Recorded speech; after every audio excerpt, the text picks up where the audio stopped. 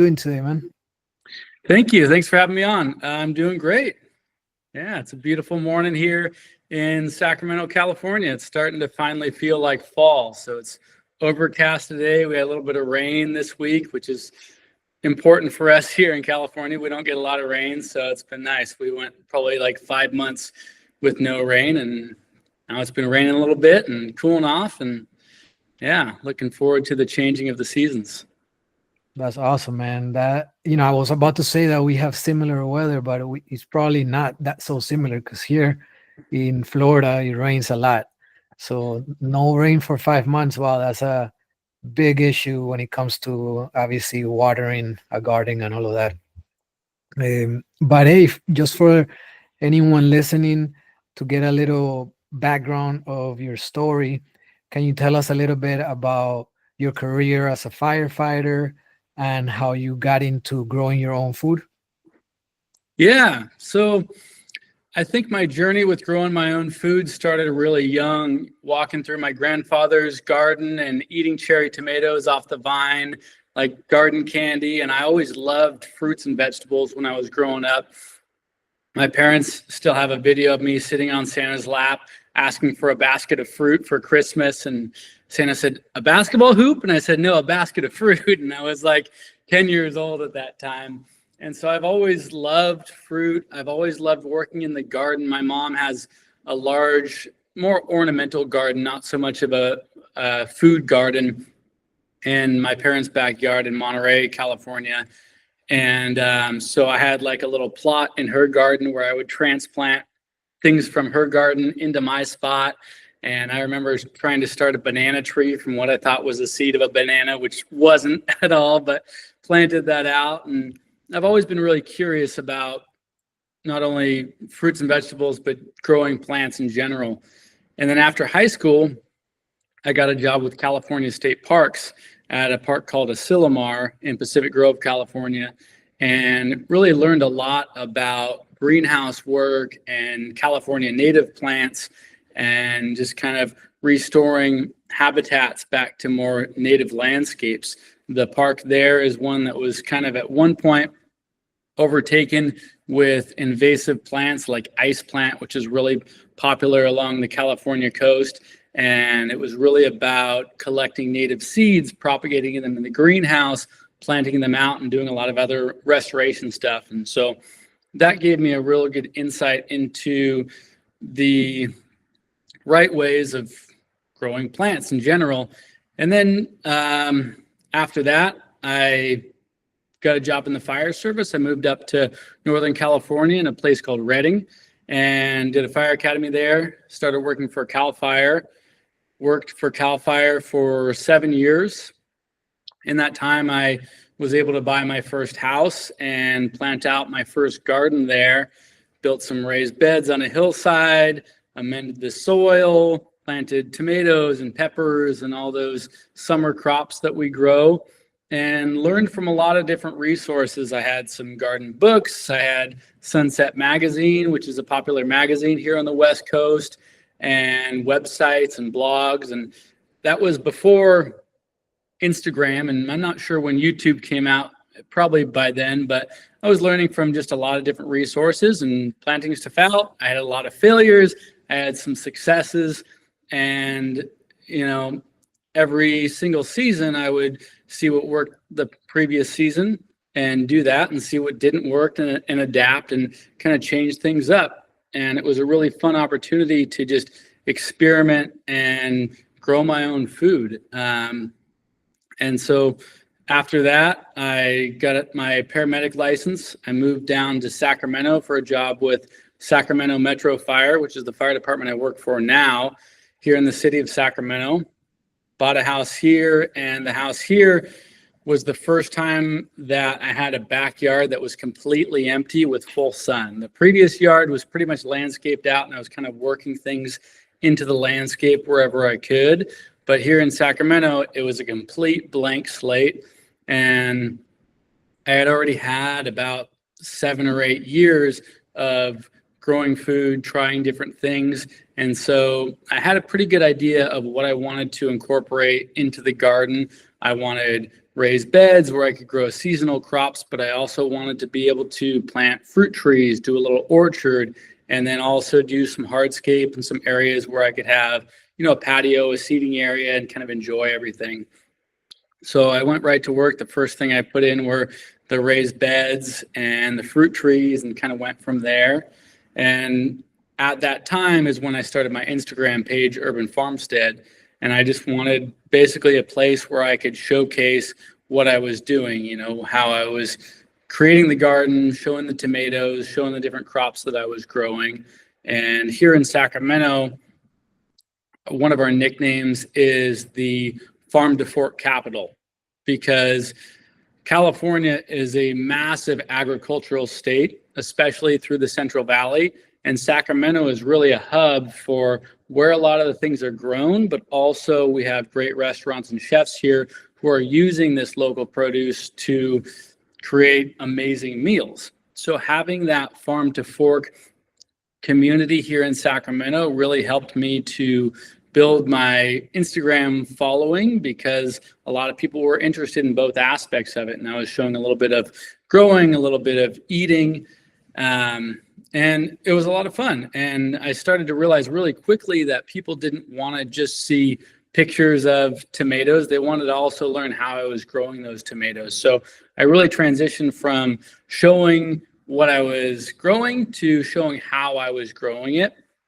And that's been a really fun journey to grow with people, show them not only what I'm growing, but how to do it. And my passion has really changed from, like, I still love growing food and enjoying those fruits and vegetables, but now my passion really is helping other people find that joy in growing their own food however I can. So I'm in a new place now that I moved to in December of 2019, and it was another blank slate. So another opportunity to kind of start from scratch and create everything that I wanted based on everything I had learned previously. And same thing, I built out some raised beds, I put in an orchard, and now I have a really exciting new project that I just started about 18 months ago, and that's my subtropical and tropical food forest here in my backyard in Sacramento. And I've continued to share what I'm doing through Instagram, but when I moved to this new place, I also started a YouTube channel, because I learned so much from YouTube, whether it's, how to unclog a sink or paint a wall or plant a fruit tree. So I wanted to be able to share my process through YouTube as well. So I've been making videos for every single step of my process for the backyard, planting out the orchard, all the prunings I've done, the raised beds, the tropical food forest, all that stuff. And it's been a really fun journey. So that's kind of how I've gotten into the gardening stuff and where I'm at with that. As far as the fire stuff, my dad was a fireman when I was growing up. And it was always something that was kind of in the back of my head as something that I could do, but not something that I knew I would want to do. And then right after graduating high school, a friend of mine was working at a summer camp in Sisters, Oregon, and a big wildfire came through, and they had to evacuate the camp, and a bunch of the camp counselors quit because they were concerned about those fire dangers. So they needed camp counselors in the last minute, and I wasn't doing much that summer. So I came up there and was a camp counselor for a couple of months, and then another wildfire came through. And I remember the experience of evacuating the camp, loading up the horses as the smoke is covering up the sun and there's ash falling down and everything, and we're all fleeing the camp. And as we're fleeing the camp, the fire engines are coming in, and knowing that they're going to come in and just like protect all the buildings there while we're running away was a really neat opportunity for me to see, like, wow, this is crazy. Like, we're all running away. These guys are coming in. They're going to like weather the storm as this fire is just blowing through. This is wild. This is the stuff that my dad does. Like, this seems pretty cool. I think I might want to do this too. And so it was the following summer that I joined the fire academy, got into the fire service, and now I've been in the fire service for almost 20 years, and I absolutely love it. I drive a fire truck now. It's a very rewarding job. A lot of people ask me, if I'm going to quit the fire service and go full time into the, Instagram and YouTube and gardening stuff. And I'm like, no, I love it. I'll do it for the rest of my career. Man, Kyle, that is an awesome introduction. So many things that you mentioned, I know that the listeners will relate to and also be inspired into finding their passion and also a career that they enjoy doing, but also can help people in the meantime, right?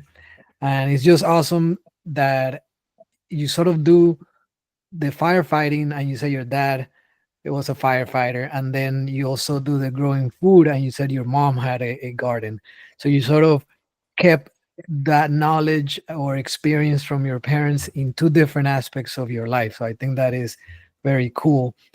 And many things that you mentioned on this intro is super interesting.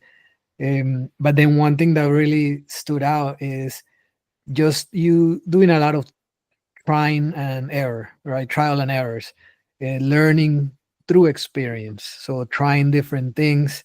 And you said failures, but I'm sure you don't mean failures in a negative way, more as in a lesson, right? Because Right. you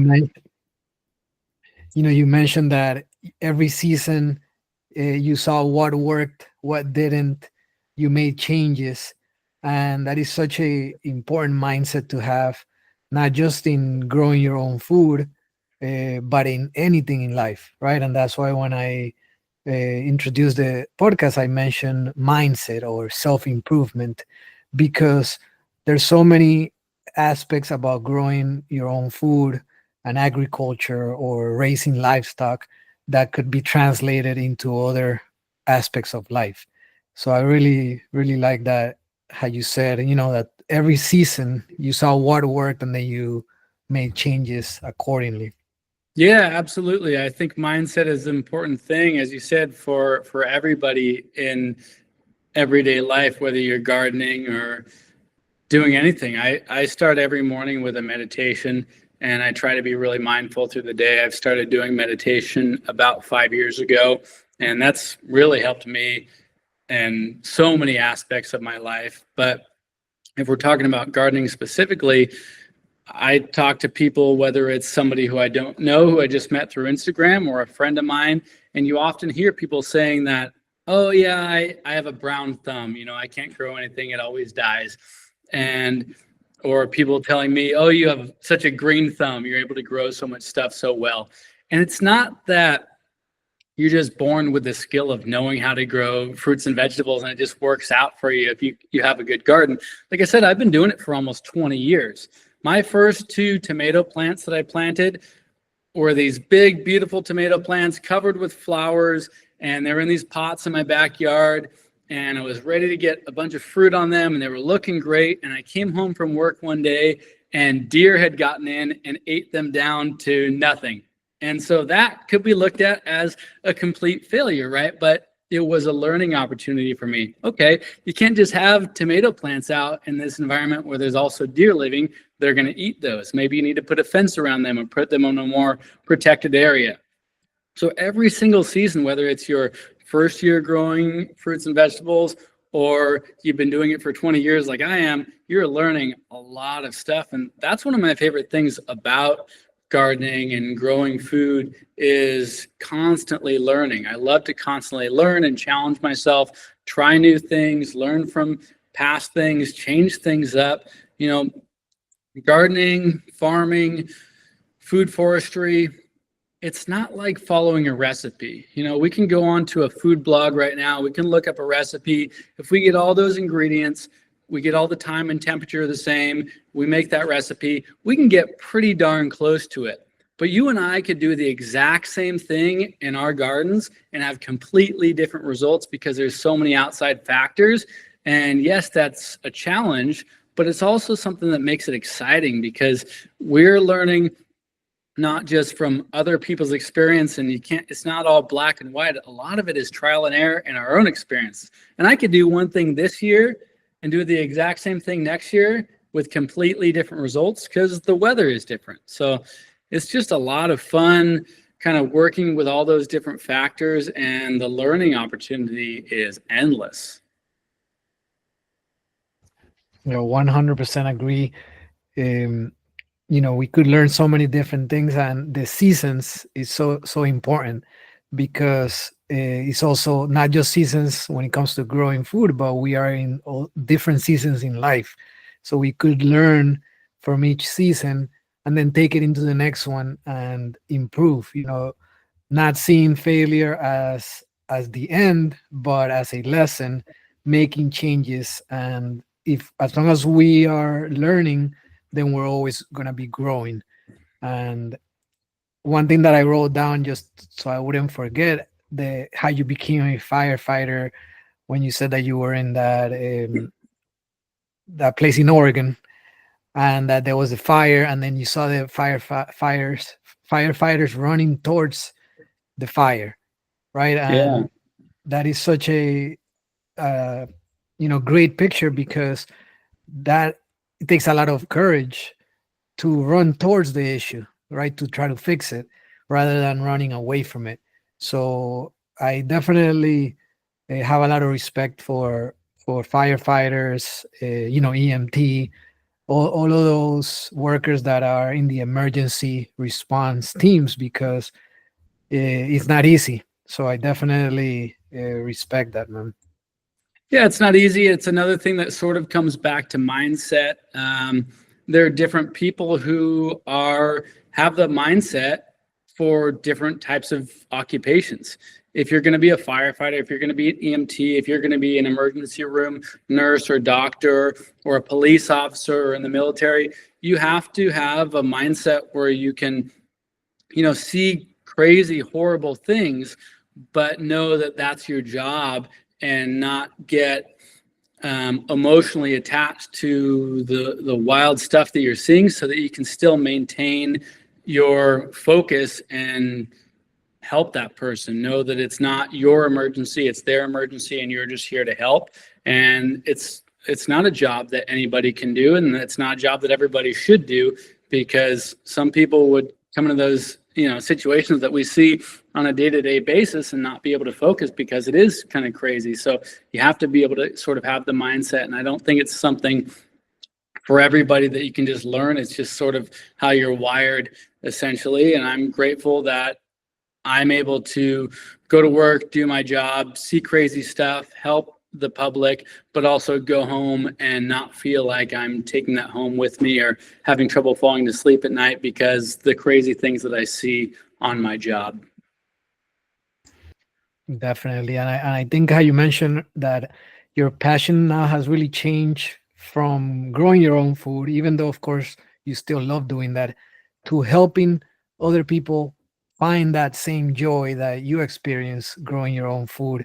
And now that you mentioned, your career as a firefighter, as your following or, internet presence keeps growing, I'm sure that you'll be able to incorporate that mindset that you have as a firefighter, to help others build a stronger mindset, right? Maybe not to be a firefighter themselves, but to, act better under pressure, or not be emotional when an emergency happens, right? And knowing how to react.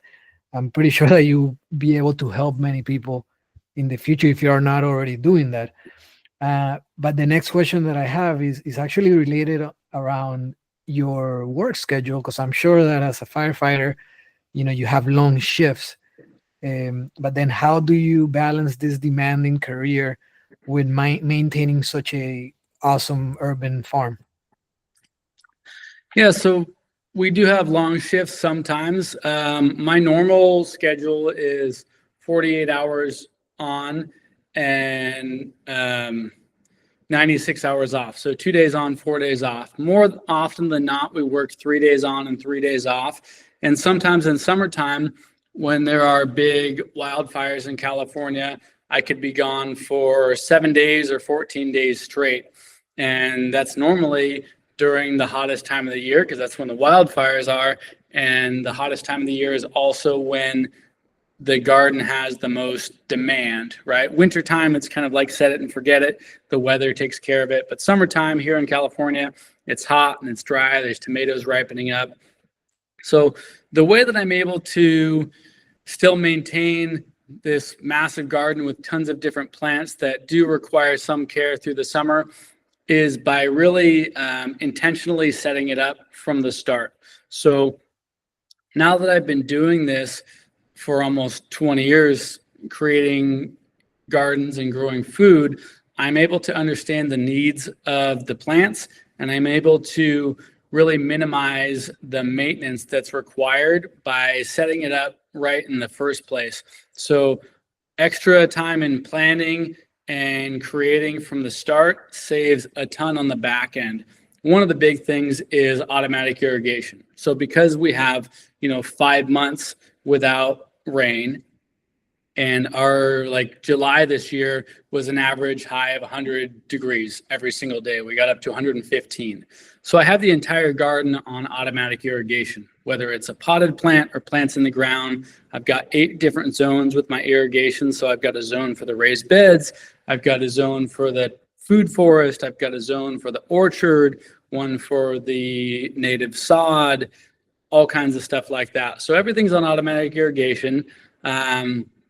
Heavy mulch everywhere helps a lot for a lot of different reasons, but that helps with the irrigation side of it, but also helps to reduce weeds. So I'm never out in the garden pulling weeds, even though when I moved into this house 4 years ago, the garden was nothing but weeds. But I did a lot to get rid of those weeds, and now I do a lot to minimize them so that I don't have to spray herbicides or pull weeds or anything like that.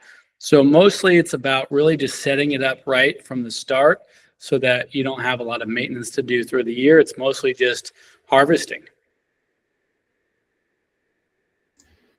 Man, I love that answer because even though it was specific to your career as a firefighter and balancing your schedule, your answer really applies to anybody because how you said, being intentional on how you do your garden design, whether it's a raised bed system or food forest or an orchard, or even growing in containers, right?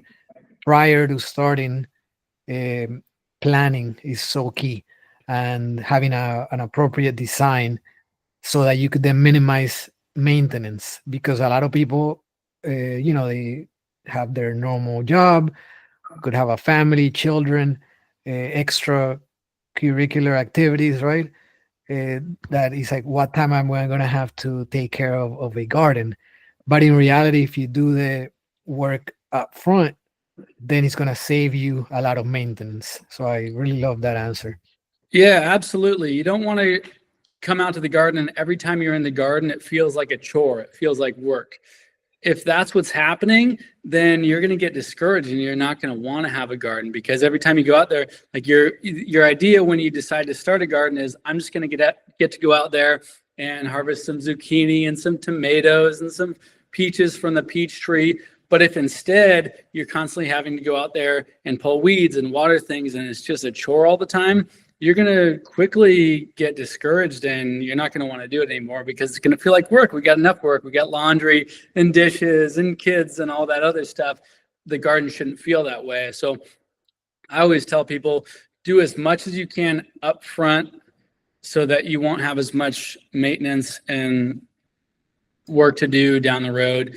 And that's one of the things that I've really learned. And that's one of the things that I try to show in my videos, like my video on how I created my space for my raised beds. A lot of people see it as overkill, all the stuff that I do there, but every single thing that I do up front helps in the long term. It helps with drainage. It helps with weed control. It helps with pest control. And there's so much to it. And I know you do a lot of permaculture in what you do. And that's also a really important thing, allowing, creating a space that mimics nature and works with nature rather than working against nature. You're going to have a lot less maintenance to do as well. Yeah, I was actually seeing those videos that you mentioned when you were installing the irrigation system. And it was awesome because, of course, irrigation is one of the most time consuming part if you don't have it, how you have it set up automatically, and it can be discouraging. So if you put in that work up front, it's going to be save you so much time and headaches later, so I think it's like anything in life. If you prepare, plan accordingly, do a good design, yeah, it's going to take a investment of time and money up front, but it's going to pay off in the long run, just like anything in life. Yeah, absolutely. And I was wondering, um, when I came across your content, and I saw urban your Urban Farmstead, right? So then Yeah. I started just wondering if there is a big difference, or what is the difference between a farmstead and a homestead. I think the biggest difference between a farmstead and a homestead is that a farmstead is more agriculture focused, where it's more growing foods and fruits and vegetables, and less focus on the cottage goods sides of it, the cooking, the preserving, all the other aspects of being kind of self-sufficient, knitting, all those other things that a lot of people do. And I do a lot of those things, like I preserve food and I do a lot of homesteading things myself, but I don't create a lot of time to show recipes, show canning stuff. I think there's a lot of other blogs and channels that are doing that really well. So I really focus more on the agricultural side of it, of showing the process of creating spaces to grow your food, growing the food, pruning the trees, all of that aspect of it. Because that, to me, one of the reasons that I started my YouTube channel is I saw a big gap in that area. There's an enormous amount of people who garden and grow their own food, but I saw a big gap on YouTube where I wasn't seeing a lot of great gardening videos. Either somebody was a really good gardener, but their production quality was just very low, or somebody made good videos, but they didn't really have a lot of experience gardening, and I didn't feel like I could trust what they were saying. So that's kind of why I got into this space and started creating content around it. But that's the biggest difference to me with farmsteading and homesteading. I think they're both great things. And like I said, I do a lot of homesteading, but I focus on the farm side of it. That's an awesome way of explaining it. And it's so true, because when you're talking about homesteading, there's so many topics that someone could talk about. Yeah. Because obviously it's everything related to how a family lives in a property, from everything inside of the house to everything outside. So it's a good way of explaining it. I hadn't thought about it that way. So definitely thank you for putting that picture. It makes a lot of sense. And how you said that there might be a gap in that, YouTube or social media, on between the production and the actual knowledge. And I think that there's a big opportunity, and you're doing a great job in teaching that, because how you mentioned earlier, a lot of people, they don't just want to see the final product of the tomato, or whatever the fruit or veggie that you are harvesting. People actually want to learn how to do it themselves. So showing how you do it specifically, how I do it specifically, is such a value to others. So that's awesome. Yeah, it is. And I think it's important as us, as gardeners, as farmers, to be able to share what we're doing, because you and I aren't saying, here's what you should do with your garden. We're saying, here's what I'm doing. You can learn from me and adapt it to make it work for you. I'm not trying to tell somebody this is exactly what you need to do for your garden. I'm just want to, when somebody sees pictures of these huge harvests of tomatoes that I get, and they ask me, what's your secret? I want to be able to say, as I do, there are no secrets. I have no secrets. I share 100% of what I do for free to everybody, because I don't think there should be any barriers in information about growing your own food. So I want to be able to show exactly what I'm doing to get the results that I'm getting, not to say this is what you need to do in your garden, just to say, here's what I'm doing to get what I'm getting. And I think if more of us do that, the better. And yeah, as I said, there's kind of a lot of low production quality on what I've seen at least 5 years ago. It's getting better in YouTube videos for gardening, but that doesn't mean I don't appreciate all the channels that still have that low production quality. Most of the ones that I watch are these videos that honestly are a little bit frustrating to watch because you're watching a 20-minute video with 3 minutes of information, but I'm still watching them and I'm learning from them. And I just want to be able to share information in a way that it's really easy for the viewer to learn from it and they get a good experience out of that. And if I'm able to do that, then I will.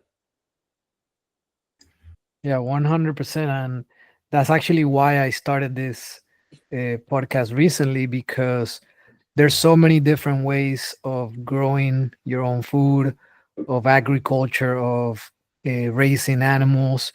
And I personally don't think that there is one way that is the best one. I think especially if you have a lot of space, someone that has an acre or more. Obviously, if you live in the city and you only have a small backyard, then you're limited on how many different methods of growing or keeping livestock. And even in a small space, you could try multiple different things. How you said you have an orchard, you have a food forest, you have raised beds. But let's say someone that just have unlimited space, they could try all different things. They could have a greenhouse, they could have a food forest, they could have a raised beds, all the different ways. And of course, again, that's why I created this podcast, is because I don't know it all. And why not invite people that have so much experience, have made a lot of mistakes, and share it with people? Because how I see it is, if you have the space and you have, let's say, 7 different methods of growing food, and then one year a storm comes and it destroys 3 of them or 4 of them, you still have another 3 that survived. Or worst case scenario, it destroys 6 of them. Hey, at least you still have your greenhouse, working. So it's like, I think learning different ways is only gonna benefit you, and to not be married to one single way of growing food, I think it's a good mindset to have. Yeah, absolutely. I think an example of that, with just that information sharing and not being married to that one mindset, is when I moved to this house, I didn't have a plan for a subtropical food forest at all. That wasn't in my mind at all. I used to go to Home Depot here and I would, be shopping for some construction supplies, and I'd see mango trees or papaya trees, and it would kind of upset me. Like, why are they trying to sell these tropical trees to people in Northern California? Like, it's too cold here to grow these. It's just kind of messed up that they're even trying to sell these to these people. And then on YouTube, I saw a couple channels. There's this guy, Jeff, who has a channel called The Tropical Gardening Guy. And he's in Modesto, which is just about 2 hours south of me. And then another channel called the Tropical Central Valley, that's in Visalia, which is about 4 hours south of me, but they're both in the Central Valley. And I was seeing these people growing avocados and mangoes and lychee and longan and guavas and all these tropical plants in a very similar climate to me. And a light bulb went on. I was like, oh my gosh, if these people are growing these plants in a very similar climate to me, then maybe I can grow them here. And I started watching more of the content, doing more research, and finding out that there are actually tropical and subtropical plants that have enough cold adaptation to survive and potentially fruit and thrive here in Sacramento. And so without seeing these other people doing this, I would have never even planted my food forest, because I wouldn't have thought that it was an option. So once I knew it was an option, I planted it out, and now it's even more important for me to share this information with my audience, because I do have a large audience, and I want to be able to say, hey, you can grow longans here in Sacramento. Look at this. I mean, I'm planted these things and I'm eating them. I've got bananas in my backyard. Like, there's all this crazy stuff that 4 or 5 years ago I had no idea you could grow them here, and they're fruits that I love. So now that I know that they can grow here, I want to do it, and I want to show that you can, and I want to show what I'm doing to be able to do it. Yeah, that is awesome, man. I think as more time goes by, more people are gonna be interested in growing their own food for many reasons. It could be prices of food goes up, or they want fresher, better quality, better tasting, or even just something that is closer to where they are, right? Sourcing their food locally. I think those interests are really growing everywhere, really, not just in the US, but really in most places of the world. And then what you mentioned earlier about watching a 20-minute video that might only have a couple of minutes of actual value is also very key, right? Because of course, in this type of recording is a podcast, so it's more of a conversation. Whoever wants to listen to the whole thing is for different reasons, right? But when it's a how-to video or you're actually teaching someone, it's always better to value per second, right? So if it's a 5-minute video but it has everything needed to get that task done, it's so much better than spending 30 minutes in and then you only get, how you said, 3-4 minutes of content. So that's a skill, right? That it takes time to learn how to shoot the videos, learn how to edit them, the script, all of that is a skill that takes time to build. But I'm sure that a lot of people out there would like to start also sharing their journey. So it's one thing that they could try to start to apply.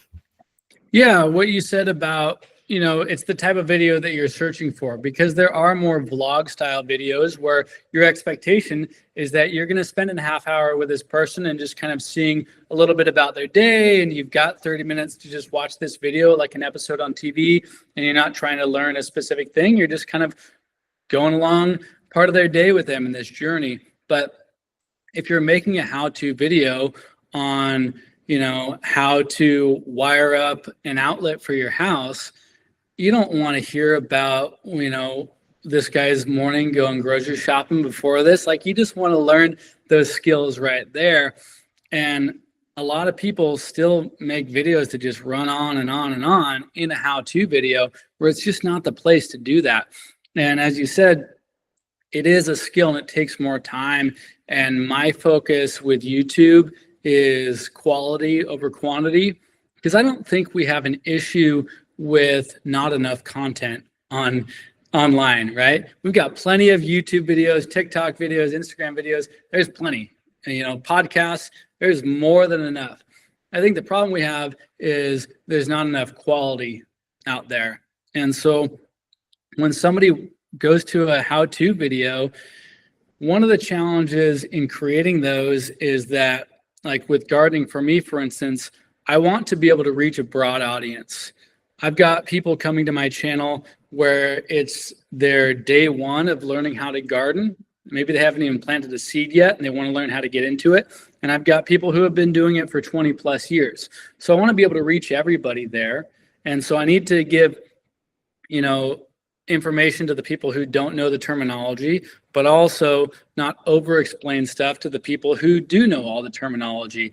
And so what it really comes down to is planning out your videos so that you can be concise and editing them appropriately so you get all the information out there with enough wide shots and tight angles so you can actually see what's going on, but also capture the full aspect of everything and just get enough detail in there without going overboard.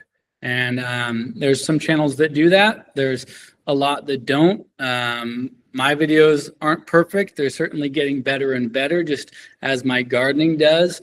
And I also take a lot of feedback from my audience on what helps them, what they don't want to see.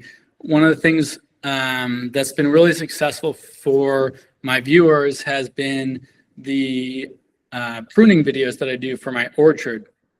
And the main feedback that I get from people is that they've, watched 30 pruning videos and finally they watched mine and now they finally get it. Pruning can be it's it's not that it's challenging, it's intimidating to be able to be cutting off big branches of your fruit tree.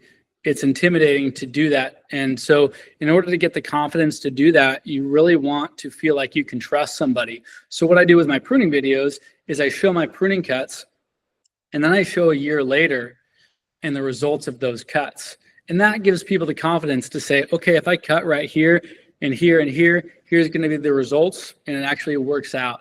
And so really building the confidence, getting the confidence from the viewer to know that when you're showing them something, that they know it's actually going to work. A lot of channels show you, here, just do this and trust me that it's going to work. If you can show them, here's the results and here's how I got there, then you don't need to convince them through your words that they should trust you. They can see the results right there.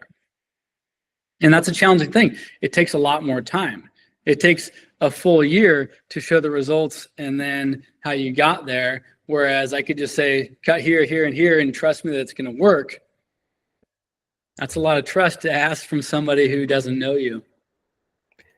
You know, that you hit a really good point, because a lot of the content that I see out there is missing that aspect, because obviously everything in growing food is a long process, right? If you start your seed, depending on the type of plant or fruit tree, or, you know, whatever it is that you're growing, it could take a couple of days to even weeks for the seed to germinate.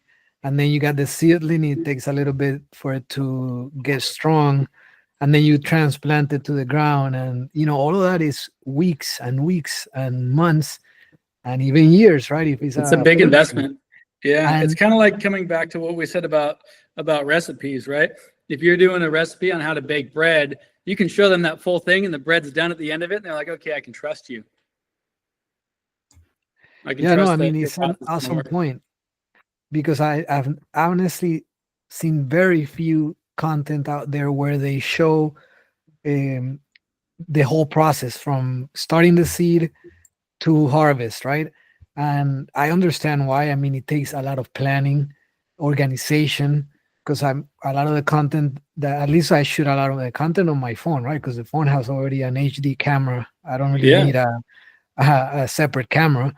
But if you do it today and you're gonna harvest 3 months from now you're gonna have to look through your camera roll, and you have another 1,000 pictures and videos. So it takes a lot of organization, a lot of planning.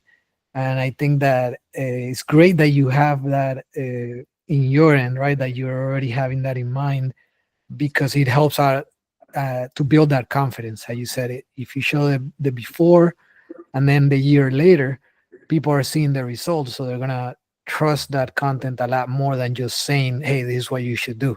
Or if you show the end result without how it was done before, I mean, they could believe you, but it's always better when you show them the whole process. So I think that's awesome. I'm gonna try to implement it more. I have done it in the past few months, but not in that sense, like a whole year of having content. But that's a great strategy, and it's very helpful to people.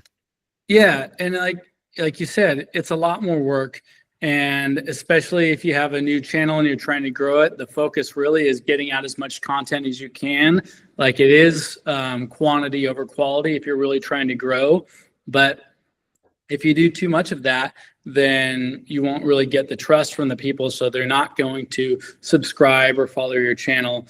The more trust you can build, the more engaged audience you can have. Like, I would rather have 10,000 people who trust what I'm saying than 100,000 people who are just there because they want to see a pretty picture of a tomato. You know, I really want to be helping people. And so after doing my subtropical food forest, the only video that I put out so far is a full tour of the forest, because I wanted to show the results before I show the process. So right now I'm in the middle of making videos for how I built up the soil, planting the trees, the irrigation, everything like that. But I started with, here's my subtropical food forest less than a year after planting it, so that when I put out the videos for the soil and the irrigation, I already have the results out there showing, like, yes, maybe it might not work for you, but it worked really well for me doing the soil this way. If I started with, here's how I built up the soil, here's how I did the irrigation, people could see that and be like, I don't know if that's going to work. But if they can see, oh shit, it did work. Here are the results. This thing's growing like crazy. And here's the soil. Here's what he did. Maybe I could do something similar. They're going to have a lot more confidence in them in doing that process. Yeah, for sure. And you talked a little bit about your backyard and your different projects, and you mentioned that you've moved to now this is your third location. The first one you didn't have that much of a control on how to design it and plan it, and the second one you sort of started with a blank slate, and now this third one again you started with a blank slate, so you were able to really put your vision in there. So I wanted to ask you, on this final place that you are now, what was that vision that you had at the beginning, and how did you turn it from a blank slate into a productive food forest and garden? Well, I think the starting point for any space is to first decide what your priorities are, what you absolutely need in that space. For me, I knew that I needed to grow vegetables. I knew that I needed to grow fruit. And I knew that I needed to have places where I could either entertain or enjoy that space. And so I knew there would be some raised beds in there. I knew there would be some fruit trees. I knew there would be like a seating area or something like that. And then it's about being in that space, taking some time to feel out the flow of that space. Understand the flow of where you want to be in the space, how it all kind of goes cohesively together.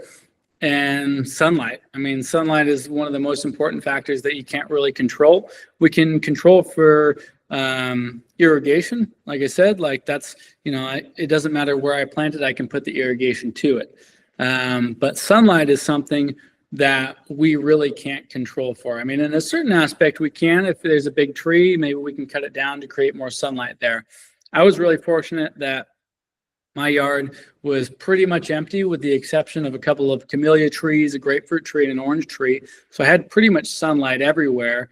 But as you plant things, that sunlight's going to change. As you plant fruit trees, taller things, it's going to shade out things on the other side. So being conscious of where you're planting taller things and smaller things so that as the sun comes across the sky, not just in summer, but also through winter when the sun is lower, that's a really important thing to consider. So kind of put in all the ideas of what I wanted, figured out the flow, figured out how the sunlight was going to work with it all, and started implementing, project after project. The very first year that I was here, I knew that I wouldn't have time to create my full vision. So I just put a very basic in-ground vegetable garden in rows in the garden. And that's one of the first videos that I have on my YouTube channel. It's the second video I have on my YouTube channel is creating my first garden here. And that garden isn't there anymore. That was just tilling the ground, amending the soil, putting in some rows. And that was where I was growing my vegetables as I was continuing to kind of figure out the space and do some other projects. You can't do them all at once. You have to, as we talked about earlier, planning and implementing in the right way is really important. So maybe it means you need to take more time to do more research. Maybe it means you need to take more time to save up more money so that you can do that project. If I don't have the money right now and it's going to take me a year to save up that money to do it the right way, I'm going to do that rather than just do it cheaply now, knowing that that might only last for 5 years and I'm going to have to redo it again. So when it's a place that you want to be for a while, it's important to take the time, money, and effort to do it right the first time. If you have the knowledge to do that. Definitely. Well, and even if you don't have the knowledge, there's someone out there that does. So it's better to seek help than to make mistakes that are going to cost you so much time and money. Yeah. And I think that is a mindset that, again, applies to anything, not just installing your gardening, food growing projects, but just in life in general. Time is so short, right? And we have so many competing priorities, whether it's work, family, spiritual things, health, fitness, right? There's so many things that we want to achieve and goals that we want to reach, that having a good strategy and knowing how to prioritize your day, your week, the year, is so important and such a great skill to have. So any advice, not just related to the food growing projects, but in general, any advice that you could give to the listeners on how to prioritize their goals and tasks that they need to do? I think about what's important to you. Be intentional. Anything worth doing is worth doing well. So you can't do everything. I'm somebody who wants to do everything. I sometimes stretch myself too thin. So I have to kind of step back and think about what my priorities are. What's going to serve me? What are my goals right now? What are my goals over the next 10 years? And how am I going to get there? And if the time that I'm spending doing this certain thing isn't aligning with those goals, then that's not a priority. What are the things that are aligning with my goals right now and my future goals, and what's actually going to serve me, make me happy and healthy, and work toward that future? I think, just, if you're going to do it right, do it well, focus, put the time and effort into it.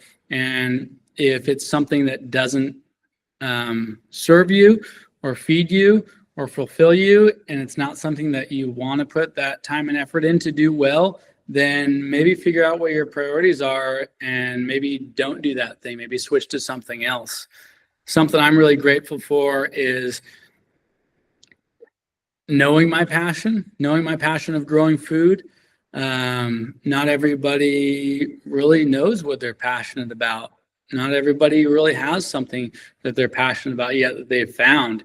And so for a lot of people, I think it's maybe even just stepping further back and maybe starting to meditate and getting more into mindfulness, or just having some, downtime away from distractions, from looking at your phone, some time to yourself, some just long walks, and just thinking about what's important to you and figuring out those passions, opening yourself up to opportunities, trying different things. Because once you have that passion and once you can figure out what actually is important to you, it's a lot easier to know where you should focus your energy. For me, I've known my passion for a while now with gardening and growing food. So it's easy for me to, in a general way, know where I want to put my energy. But for a lot of people, if they don't have that true goal in mind, then they can be kind of scattered. So I think if you don't know your passion, your journey, then maybe take some time to try to see if that comes to you, open yourself up to opportunities. And if you do know what your passion is, do the things that serve you, that work toward that goal, and put your energy in and make it count. A lot of great pointers, and the really taking the time to think and being a quiet time, right? Because nowadays with media in general, we have videos, we got just audio. It's so easy to just always be listening to something, even if you're not watching. It's very easy to always be entertained with music or a podcast or anything, right? Because at times, we could be afraid of even just listening to our thoughts, but that is important. That is necessary to be quiet and to really just think and write things down. For those that don't know what their passion is, and are just listening to others on how to find their passion, it's important to just listen, to just be quiet, so that's a big deal.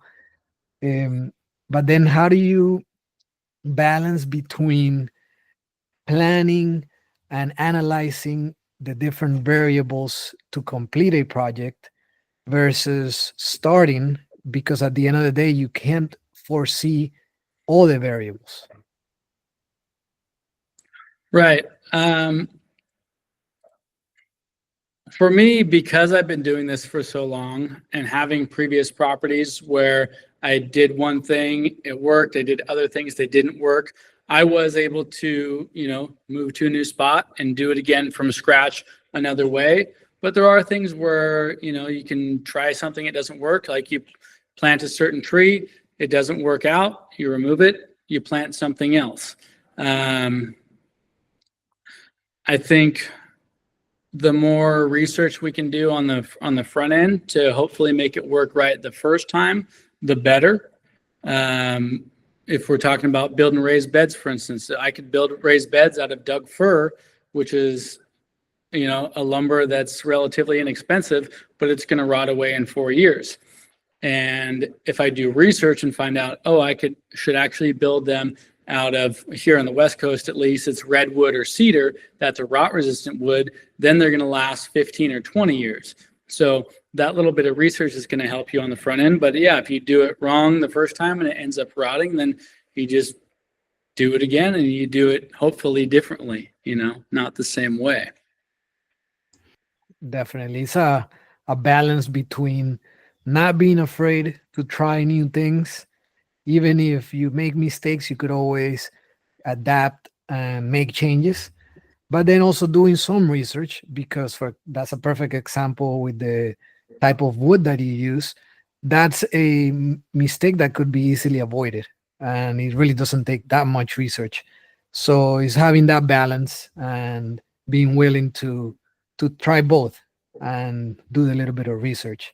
Yeah, it's important what you said about not being afraid to do it wrong the first time, because if we take all of our time and energy in planning and then we're just afraid to do it wrong and we never do it, then we're not going to get anywhere.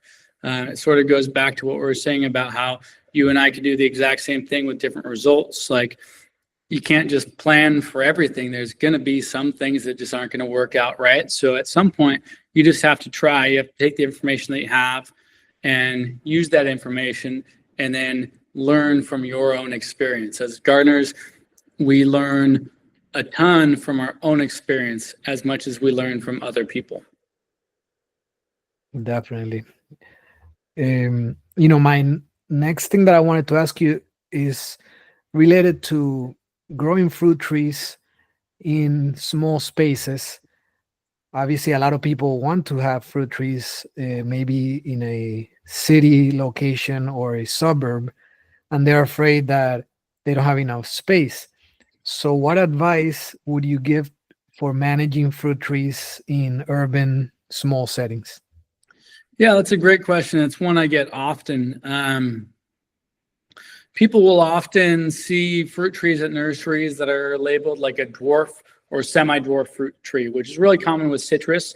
And all that really means is that it's grafted onto a rootstock that is less vigorous. So it's going to grow more slowly and it won't have an eventual size as large as it would if it was grafted onto a standard rootstock.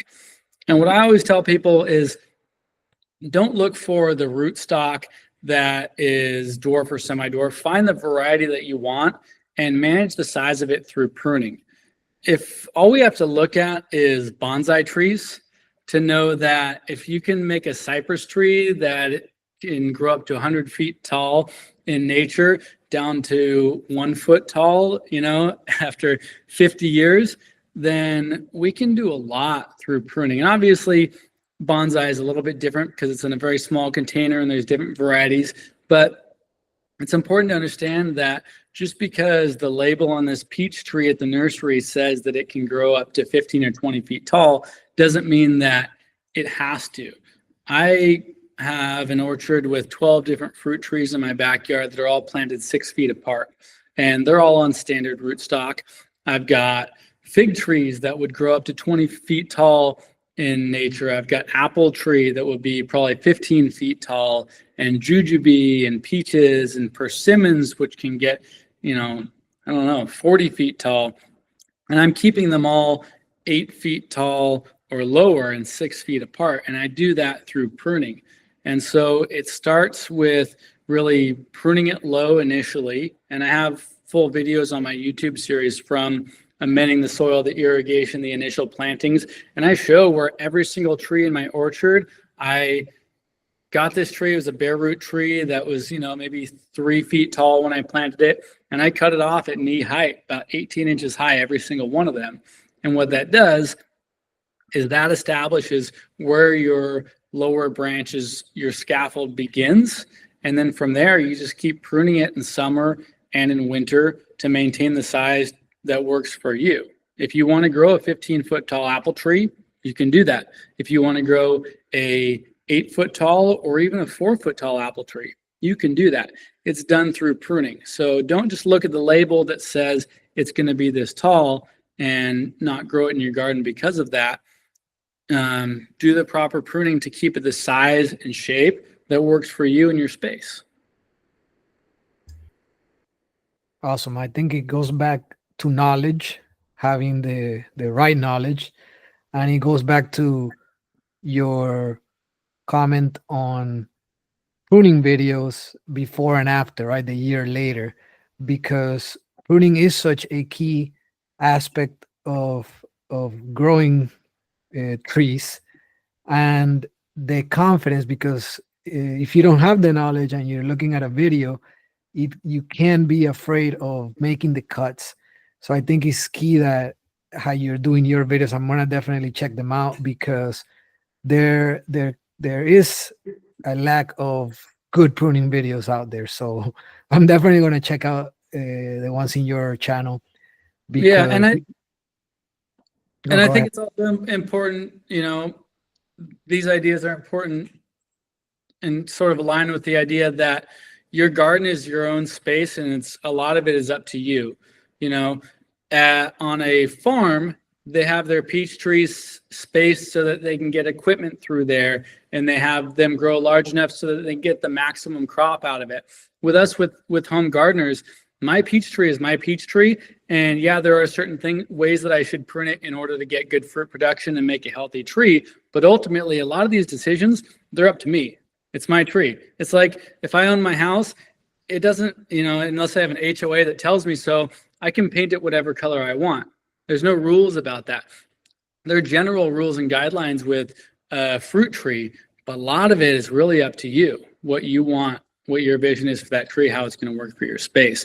And we have a lot of choice in growing our own food, which is really empowering. That is true, and very awesome and encouraging that we do have that choice, especially on something so important, which is food, right? We all have to eat every day. So if Yeah, we could take some control over our food supply, at least some, right? Because it's very hard to grow all the food and all the livestock that you and your family eat. But even if it's just a portion, yeah, it's better than nothing, yeah, So that is definitely good news and encouraging that anybody could do it and anybody could start. And how you yeah, say you started with just a small raised bed area, and now years later, you have all these different ways of growing food. So anybody that is just interested, I think it's important to not compare ourselves to the success of others. It's sort of right. like going to the gym and you see the person squatting 300 pounds and you're nowhere close to that. Yeah. You shouldn't let that discourage you, Mm-mm. because if you keep doing it in the long run, and there's the concept of progressive overload, right? Every week you just increase 2%, 5% of the weight. Hey, if you do it consistently, not intensity but consistency, over a year, 2 3 years, you will get to your goal, your weight goal. Yeah. Same thing with growing food. You could start with just one small container garden, or even a raised bed if you have space, but stick to it.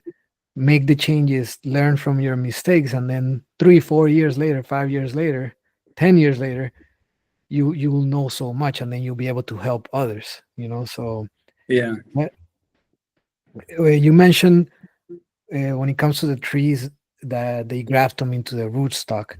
And one question that I always ask myself, because there's so many methods of growing fruit trees, is what are your thoughts around growing from seed versus from cuttings, or air layering, or grafting?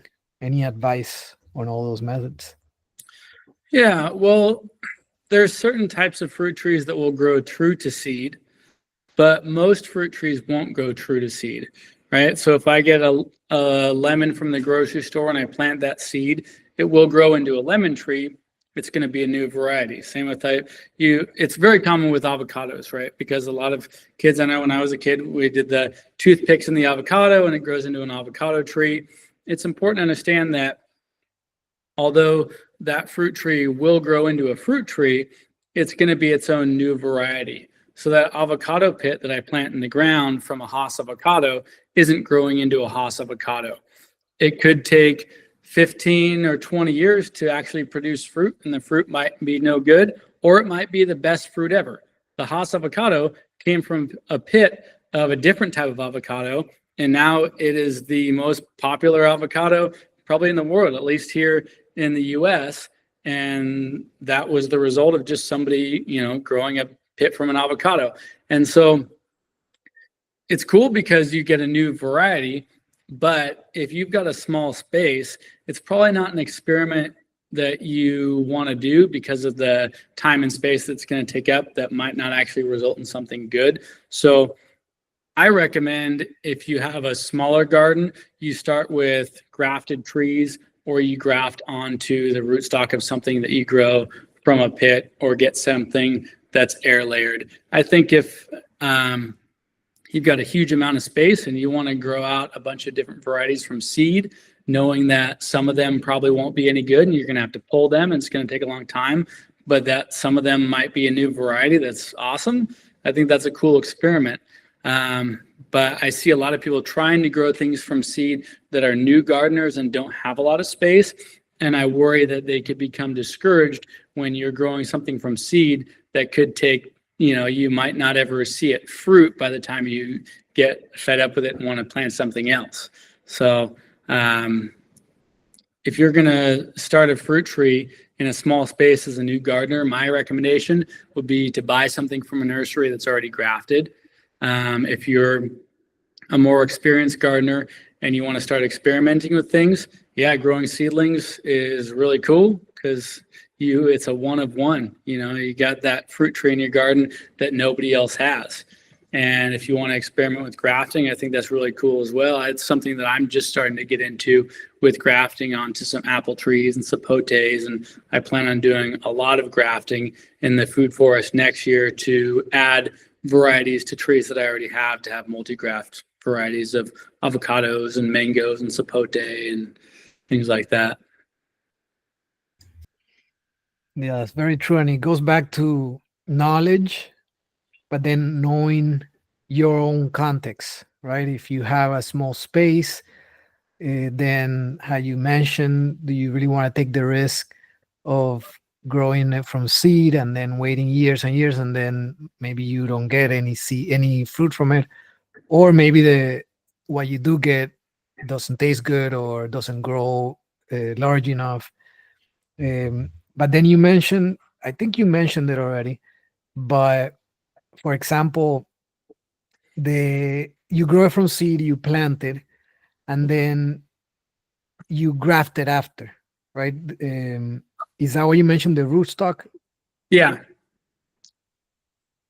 Okay. Yeah. So if you plant a seed and you grow that as its rootstock and then graft onto it, it should be a pretty solid rootstock, but it also depends on where that seed's from. If that was a seed from a fruit that you grew in your yard, it might have some adaptations to your environment. But if you get a seed, from an avocado that you got that came from Mexico and its, genetics come from an area that's a warm climate and you're growing it now in a cold climate, might not be that good for you, but Definitely. Goes back to doing your research and then trying things out and seeking help as well. Give me 1 second. I'm gonna have to edit this because my mom just left the house and I think she locked herself out. Just let me open the door 1 second, okay? Okay, no problem. I'm gonna use the restroom while you're doing that.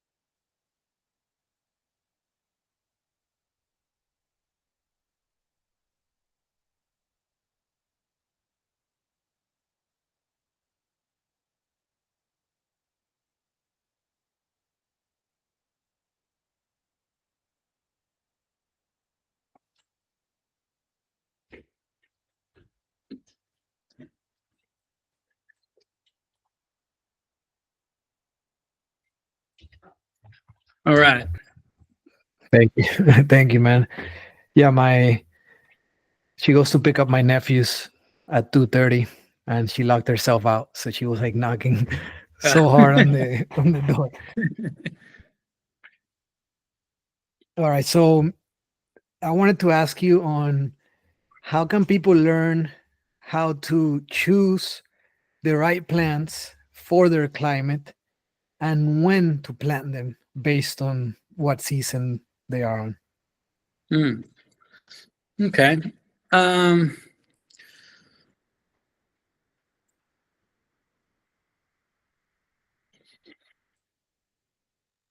Choosing the right plants for your climate mostly goes to understanding what your weather is. And there's a few aspects to that, but one of them is whether or not it's going to survive in your climate. Because there's is it going to survive, and there's is it going to actually thrive, and there's is it going to actually fruit, if we're talking about fruit trees. So whether it's going to survive mostly has to do with cold temperatures.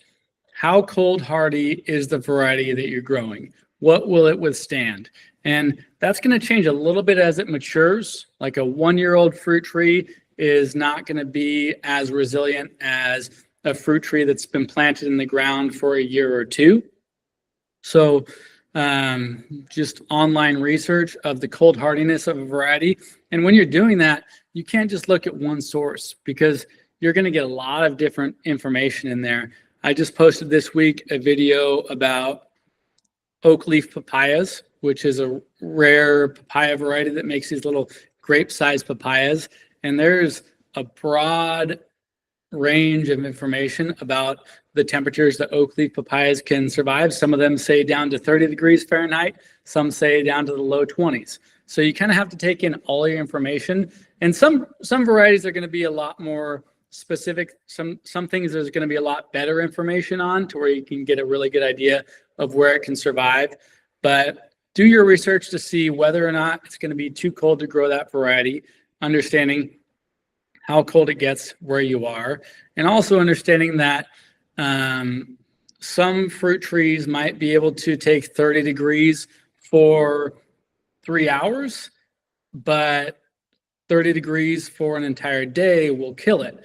And so for me here in Sacramento and in most areas, like our cold temperatures happen in early morning, but then it's going to warm up a little bit. So if it's a fruit tree that's going to survive down to 30 degrees, and you know that you get down to 30 degrees, but it's only for a few hours, maybe it's worth that risk of trying it out.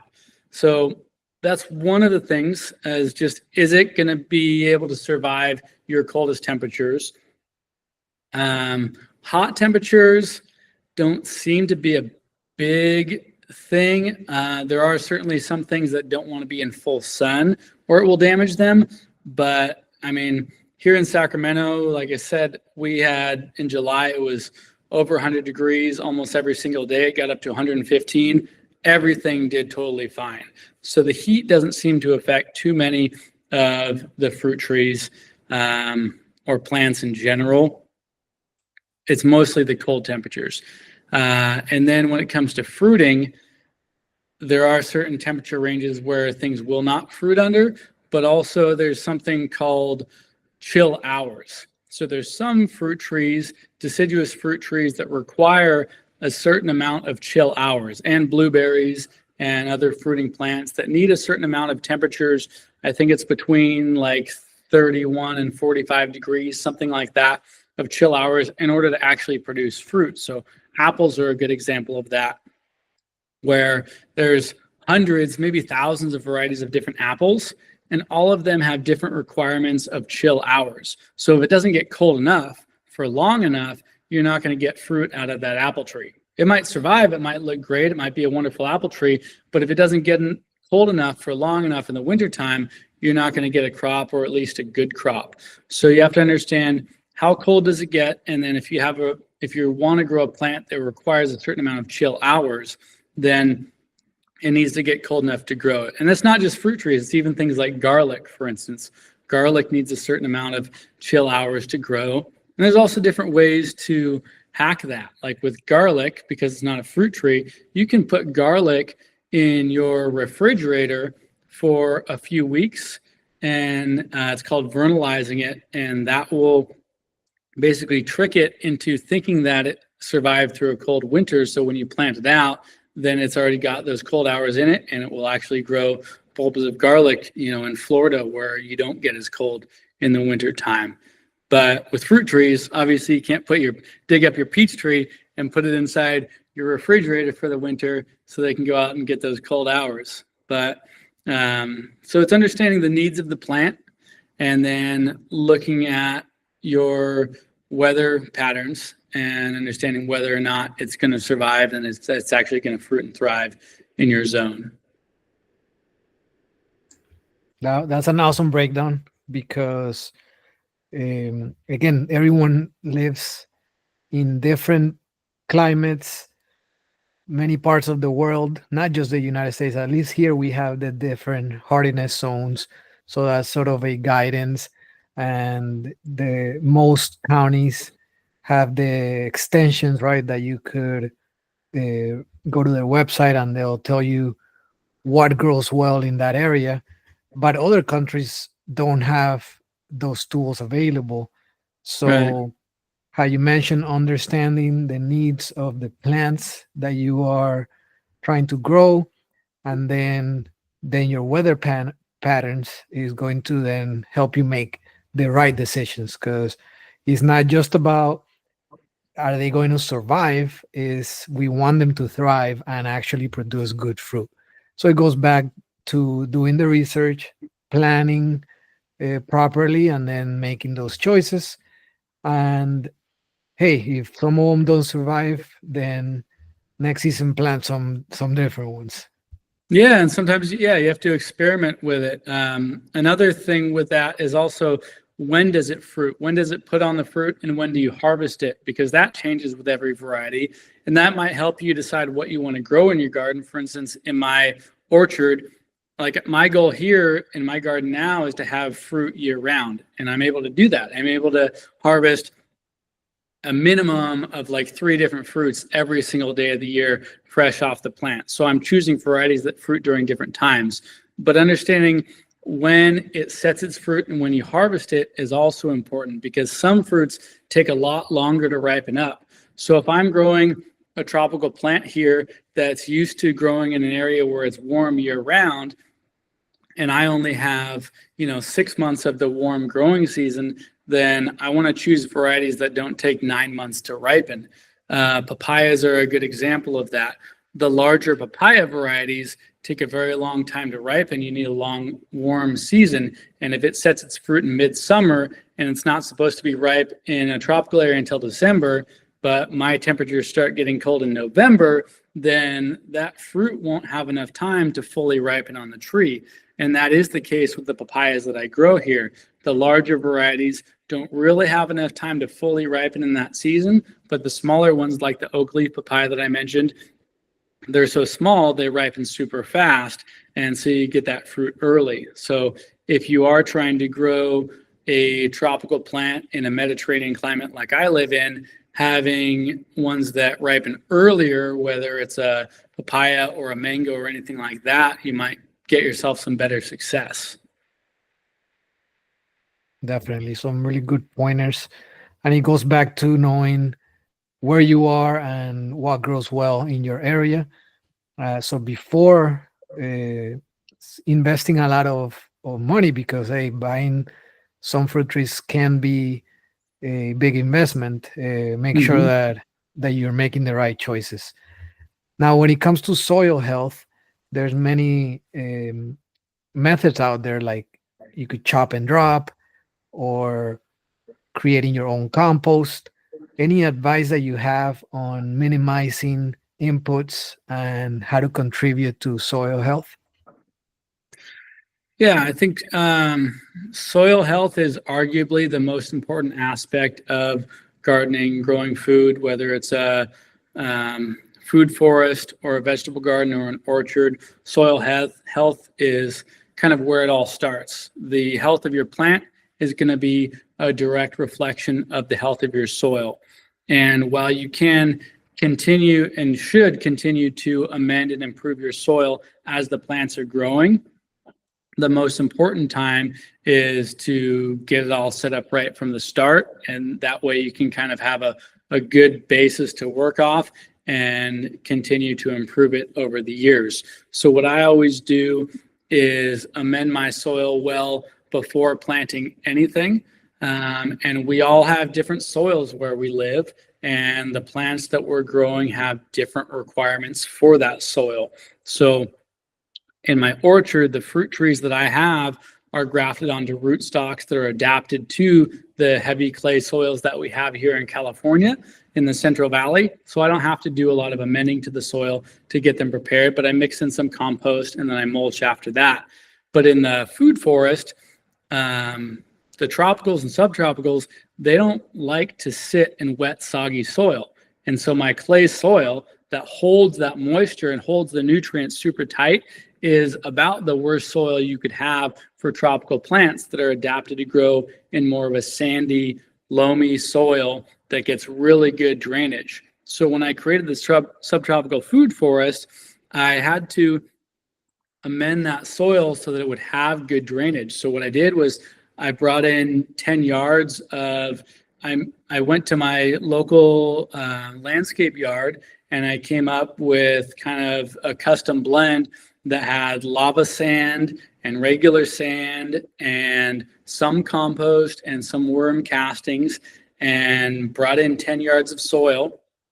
I tilled some in and then I mounded some up, because having mounds basically creates kind of like a raised bed for those fruit trees. That way, if you do get a lot of rain and moisture or irrigation, everything drains away from it. So I built up really well draining soil that was not too high in organic matter for the food forest when I planted everything. And that was one of the keys, I think, in everything surviving and thriving, because if I was just to plant it in my clay soil, it's like with avocado trees here, a lot of people's avocado trees will die in the first winter and they think that they die of the cold, but normally they die of root rot. Root rot is a common way why a lot of plants die. And so creating soil that has really good drainage is important so that they don't die of root rot. And then on top of that, getting into kind of what you're talking about with maintaining and building kind of that rich soil with chop and drop. Mulch is extremely important, not only for our hot summers, but also for our colder winters, having that insulation layer, letting it break down, understanding that it's not necessarily the soil specifically that's giving the nutrients to the plant. It's all those microscopic organisms in the soil that are consuming the organic matter and the mycorrhizal fungi and everything that are bringing those nutrients to the roots of that tree. So maintaining enough organic matter, mimicking nature's cycle of leaves and fruit and sticks and branches dropping on the ground, and the mycorrhizae breaking them down, bringing them to the roots, and then the plants uptaking them is really important. So mulching, and especially mulching with chop and drop crops that are high in the nutrients. Like I've got vetiver grass. I grow a lot of Mexican sunflowers that are, basically like a green manure. So I'll grow those and cut those down and mulch them up.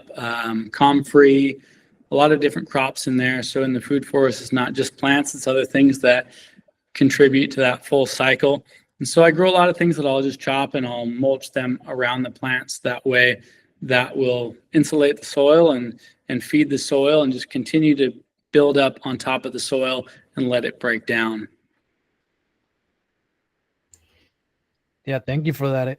Especially on the giving some insights on the type of soil that you have is very key. As you mentioned, like here in where I have my property, it's super sandy. So certain species or types of plants love that, right? So find those and plant those, because they're gonna give you an easier time. You're not gonna have to put in so much work. But if you also want to have some other varieties that might not be as good for your area, and you're willing to put in the upfront effort, then it's also good, right? We shouldn't be just limited to whatever grows well here. We could also have some areas where we amend the soil, how you mentioned, and the mulch again is so important. I think in any area, it doesn't matter where you are, how you said, for the Mhm. hot summers and the cold winters for insulation. So, and yeah, soil health is such an important thing, and it's sort of not the same, obviously, but it reminded me of how our microbiome in our gut is so important. It's Mhm. like where our health really is, and sometimes we forget about that and we focus on other things. And if we really have a healthy microbiome in our gut, a lot of the times we'll be very healthy. And the plants, if there is a good soil and very a good microbiome in the soil, then the plants are going to be well fed and have all the nutrients needed for the roots to uptake. Yeah, I think for a lot of new gardeners, especially, soil tends to sort of be an afterthought. They look at something that's not going right with the plant and they focus on the plant when actually that's probably coming from the soil. And so, really dialing in your soil is the way to start. Every aspect of my garden here, whether it was the raised beds, the food forest, the orchard, it all started with the soil, and it all kind of comes back to the soil, maintaining it organically so that you can continue to feed that microbiome of the soil rather than just killing it all and treating it all with chemicals and having to put in all those inputs. That's an important thing. And getting back to what you said about understanding your soil and choosing plants that are actually adapted to grow there, that's an important aspect in all aspects of the gardening.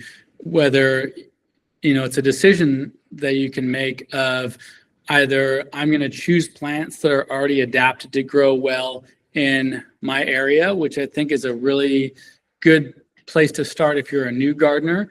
Choose the varieties that are already adapted to grow there. If I'm a new gardener in California, in Northern California here, I shouldn't be trying to grow mangoes. I should be growing things that are known to grow well here already. That way I kind of set myself up for more success. But as you evolve and you want to challenge yourself more and learn more, then maybe get into that side where you're pushing the limits of your zone and growing things that aren't adapted to your soil. So now you have to change up your soil, growing things that aren't adapted to your climate. So now you have to do things to change up your microclimate a little bit. There's multiple ways to do it. Either grow what fits and already is adapted to there, or make some adjustments to challenge and grow things that aren't for your zone. Yeah, 100%. One thing that I'm looking forward to dedicating some time on research and seeing what studies are out there right now on the biochemistry side, because there is so much knowledge out there, and applying maybe the scientific method in experimenting and making adjustments so that we could optimize our food growing methods. I'm definitely going to try to put in some time in the next few weeks on seeing what research is out there, right, on a biochemistry level. Because I'm sure there's a lot of people out there researching how to amend soils and the the biology really in the soil, which Yeah. then would help us grow even better. So something Yeah. that I made a note of that I'm going to try to spend some time in learning. Yeah. And we're all going to amend our soils differently, right? You've got sandy soils. I've got clay soils. They're very different. Both of them can probably improve with adding some compost to them. But where you might need to add clay to your soil for some plants, I might need to add sand to my soil for some plants. So, Definitely, man. Hey, and for someone that wants to get into growing their own food, but mainly because they see how food prices have gone up significantly in the past few years, how can people trying to grow their own food truly save money on produce, meat, dairy type of products? I think one of the main ways to do it is to plant things that you know you're going to eat. Sometimes people plant things that they know will grow well, but they might not like to eat, and then they don't end up eating those things, even though they get a good crop of them. Sometimes it is also good to grow things that, I grow things all the time that I've never eaten before, but I'm not at all a picky eater, so I'll grow things that I've never eaten before, and then I have to find ways to cook those things. But if there are certain things that you're eating on a regular basis and you can plant those and grow those, I think that's important. But also choosing produce that might be more expensive in the grocery store and that doesn't take as much space. For instance, if we think about corn takes a lot of space, a lot of water, and it's pretty cheap in the grocery store. So if I've got a regular small yard, I'm not going to contribute, a full raised bed to a block of corn because I'm not saving myself that much money. And the taste of that corn, the nutrient value of that corn might not be that different. But if I'm planting heirloom tomatoes that are organic in my garden, like I can't buy an heirloom tomato that tastes the same as what I can grow in my garden. And I can grow a lot more for the price of those seeds than I can buy in the grocery store. So I think one is choosing stuff that you're actually going to eat. And then two is choosing the things that are expensive in the grocery store that you can grow in a small space and really make up that value. That's a perfectly put answer because I've fallen into that. Like here in the summer, you could grow okra pretty much without taking care of it because it rains a lot and it's resistant to the heat, right? To the sun, which here in the it likes the humidity. 95 degrees. So most veggies don't survive that, right? But the okra it thrives in that heat. And it's also the rainy season, so you don't even have to water it if you don't have an irrigation system. So like this year, I grew a bunch of okra plants, but I really don't like eating okra that much. Yeah. So, I mean, I did it more as an experiment because I planted them and literally did not take care of them at all. And I had a lot, and I harvested a lot of them. So it was more as an experiment. But how you said is so true. If the goal is to save money, then plant what you do eat on a regular basis. And I hadn't thought about the one that you said, that choosing produce that in the store are expensive, that don't take as much space, is so key. And I think that a lot of people, and I'm going to apply it myself. So thank you for that. Yeah, because there's a different there's reasons that certain plants are so expensive in the stores, and a lot of it has to do with shelf life. So much of farming and retail is shelf life for that fruit or vegetable. Tomatoes, you pick a ripe tomato, its shelf life is very short, so they only have a small window that they can sell that. Just like avocados. Avocado shelf life is very short, and some of it also has to do with how they harvest them. Persimmons, for instance, is a fruit that's very common here and in colder climates. You have to hand harvest persimmons. They're not mechanically harvested. So they cost more money because you have to pick them yourself. If you're growing at home, you're harvesting everything by yourself. So it doesn't matter. So that's not a factor that comes into it, whether or not you have to hand harvest it. So there's a lot of things that cost more in the store because in commercial agriculture, there's more cost associated with it. But for us, it's exactly the same. For us, harvesting corn is by hand. On the farm, it's mechanically harvested. They can grow a bunch mechanically. And so we harvest tomatoes and persimmons and corn the same way as each other. Whereas in the farm, their costs of inputs are so different. So yeah, a lot of the things that cost more for the farmers are going to cost the exact same for us to grow, but we're going to pay more in the grocery store and pay the same for the seed at home. So yeah, that's an important consideration. Another one is herbs. If you use a lot of herbs, you go to the grocery store, you pay $3 for this little pack of herbs. You use some of them, you might not use all of them. But in the garden, you can pay the same amount for a pack of seeds, and a lot of the herbs will grow year round, and you just go out and clip what you need. So I think especially for people with small spaces, or maybe they don't even have any outdoor space, maybe they're just in an apartment with a balcony or no balcony, and they want to grow something on their windowsill, you can grow a lot of different herbs just inside, and that's going to constantly grow. And you just clip a little bit of what you need whenever you need it. And they can also work in really well with ornamental landscapes. You don't need to have a vegetable garden in order to grow thyme and oregano and basil.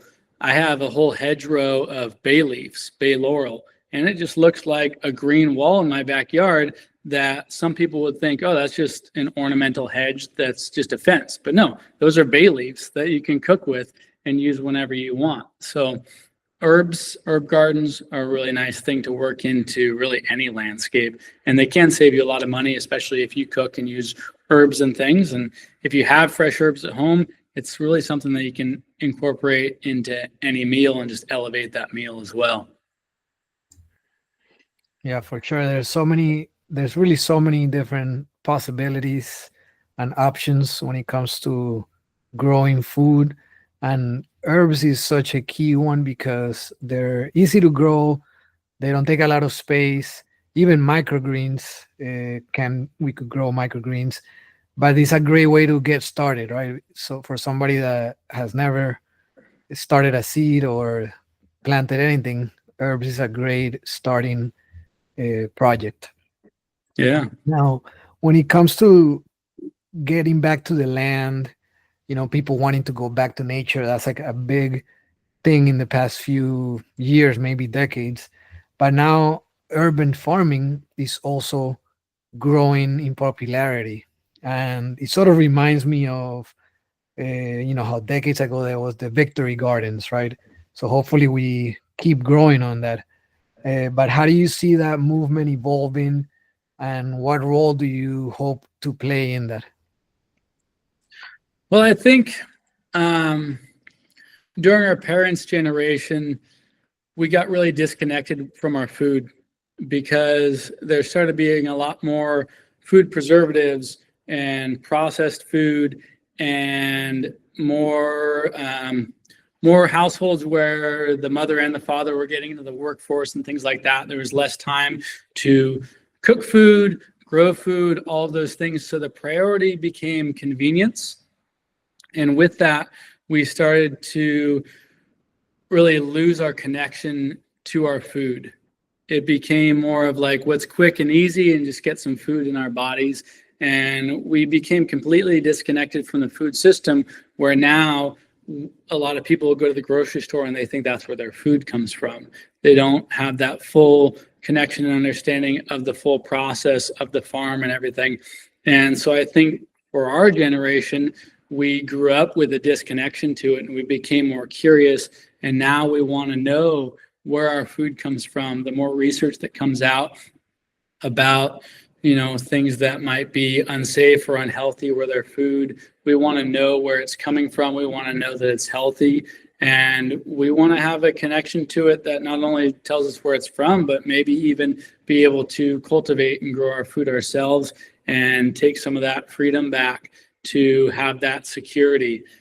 We saw, during COVID, when it might have been difficult to get certain grocery items, we see through natural disasters, things like that, just different things that happen in the world and the economy, that when we rely on big agriculture, we're, putting all our reliance on this big industry. And if we have an opportunity and an option to not have that full reliance on all of that, then maybe we should take advantage of the opportunity to start learning how to grow our own food and really reestablish that connection with our full food system. I think when you can start with a little seed, put it in the ground, and grow your own food, it not only gives you that connection with the land, with the food, with your ancestors, with nature, but also gives you a feeling of freedom and self-reliance that we really disconnected from for a long time. And I look forward to sharing my process, showing people what's possible, and showing them my path on how to get there, so that they can, get some inspiration and help on their journey to get to a place where they can at least grow some of their own food and enjoy the process of doing it. Yeah, I like the way you explain that because it's true. Previous generations were more connected to the food supply, and probably is convenience, right? Just getting things quick and easy, how you mentioned. But there's so many benefits to growing our own food, um, that I think as once people start, they would see those benefits and just fall in love with it. Other than the ones that you mentioned that are super key, like taking back security, control, reestablishing a connection with our food supply and the system of how we grow food. And then that helps us with getting confidence, freedom, self-reliance. So there's really so many benefits to growing our own food that is really a no doubter why anybody should get into it.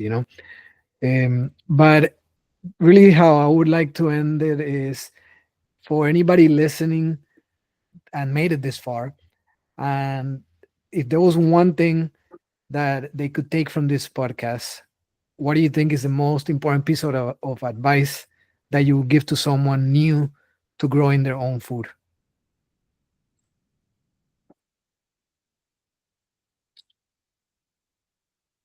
I'd say just don't be afraid to get started and experiment and test the limits of what you think you can do with growing food.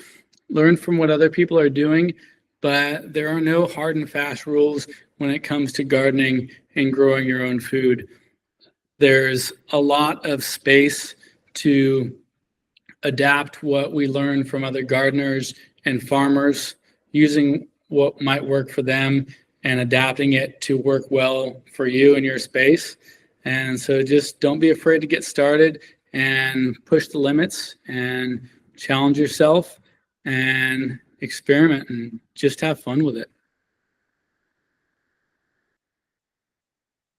Yeah, I love that. And it sort of reminded me of a quote that says, and I looked it up real quick because it really, like, make trying new things, not being afraid to make mistakes and trying something that you've never done before.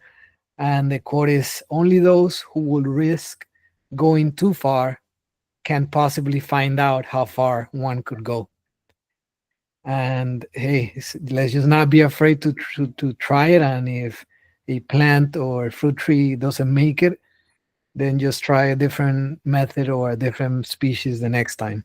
Yeah. Yeah, that's a great quote. You don't know your limitations until you find the edge. Exactly. And if you're afraid to get into that edge, then you're never gonna find out. And having regret at the end of life is the worst feeling. So Yeah.